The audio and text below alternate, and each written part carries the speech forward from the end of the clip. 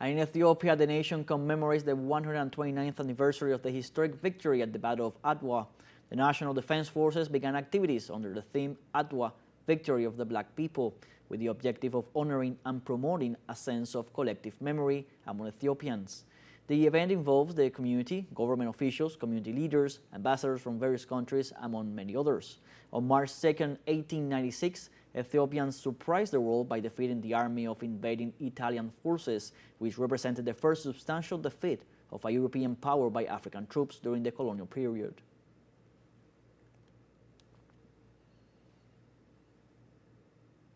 And the National Electoral Council of Abkhazia announced the victory of Badra Gumba, who won the presidential runoff election with more than 54% of the votes. The Electoral Commission detailed that at least 54,954 citizens voted for Gumba as the first elected president of the emerging republic, while Adgur Artsimba obtained 41,708 votes. Electoral authorities also reported a turnout of 70%.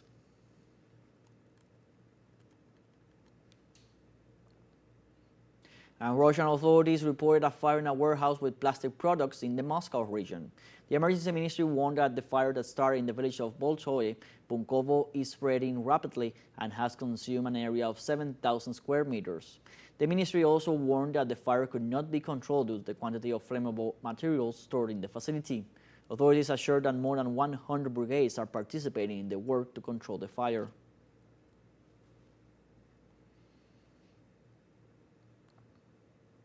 And the United Kingdom, the country that left the European Union for lack of trust, now has summoned for a European summit in London, the capital, to talk about unity around Ukraine.